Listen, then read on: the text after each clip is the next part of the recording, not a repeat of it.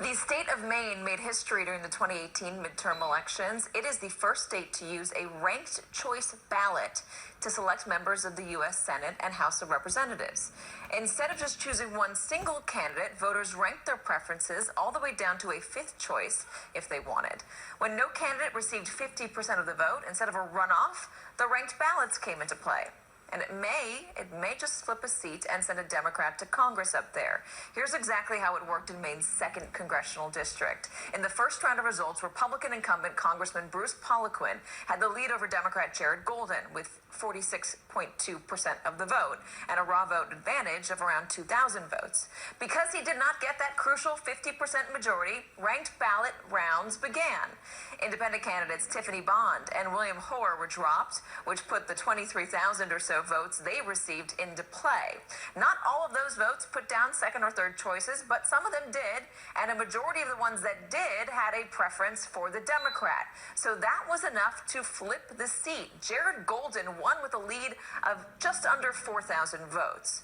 But will he go to Washington? Right now, that's not so clear. Poliquin has filed a suit arguing ranked choice voting is unconstitutional. Joining me, the selectman for the town of Lincolnville, Maine, Jon Fishman. He's been a big advocate of ranked choice voting.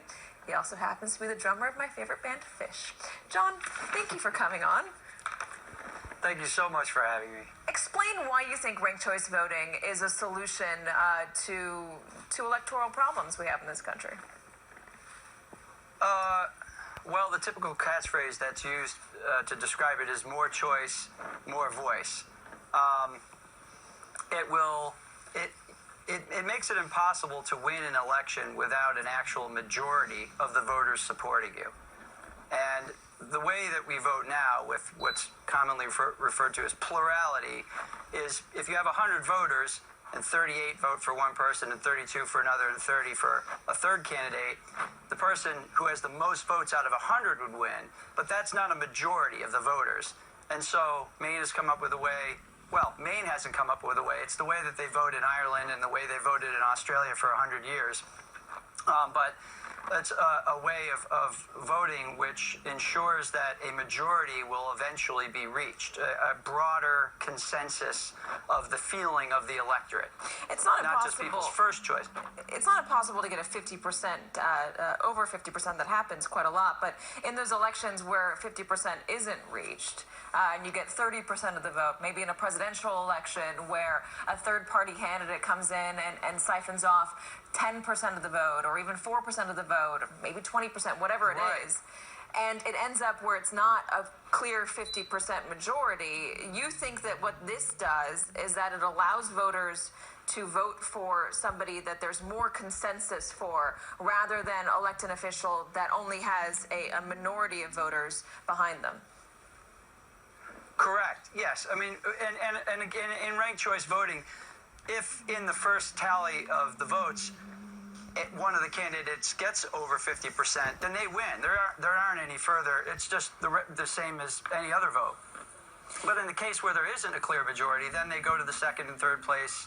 You know, they look at who the voters voted for in second and third place, and eventually a candidate gets 50%. But it ensures that and it also gives a chance for third-party candidates, third parties and fourth parties to become viable over time. Right now, we just have two dominant parties that, basically own a monopoly on it. When you walk into a voting booth, if you're interested in the Green Party or an independent or Libertarian Party, it's essentially a throwaway vote. Let's be honest. I mean, you go in and you know that your candidate's not going to win, and in fact, in all likelihood, that vote for that third candidate is going to probably help the candidate that you least want to win, and that's a problem with plurality voting.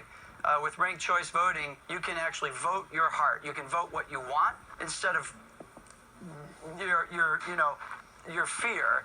You can vote what you actually want. You can vote for the independent if you like the independent, and also vote then for your second choice, which might be the Democrat or the Republican, because you feel like I'm not throwing away my vote by just voting for the independent and ending up with the candidate that I don't want. There are a few other places. Exactly. Yeah, there are a few other places that are considering this. We can put them up on the screen.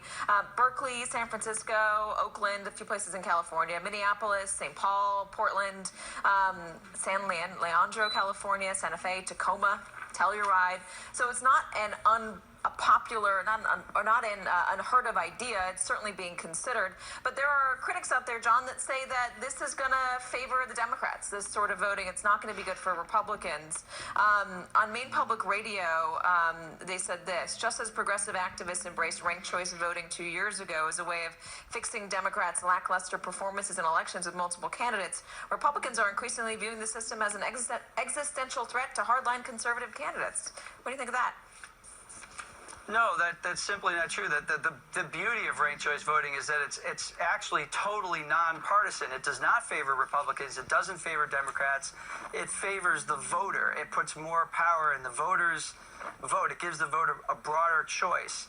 Instead of just having to vote one, you get to rank how you would prefer them to fall. And to explain it, when you look back at some of the big elections that most Americans remember, when George W.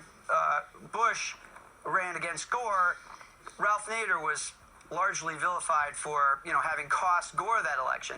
But if you had ranked choice voting back in George H.W.'s candidacy against Bill Clinton, Ross Perot siphoned off a lot of votes from George H.W. And you could equally, from the Republican side, make an argument that George H.W. might have likely gotten a second term had Perot not siphoned off votes from him. And the argument is that you'll get less extreme candidates who are more down the middle. Jonathan Fishman. Yeah. Thank you, Mr. Maynard. Thank you so much. And I'll see you on New Year's Eve. In the meantime, we'll be right back.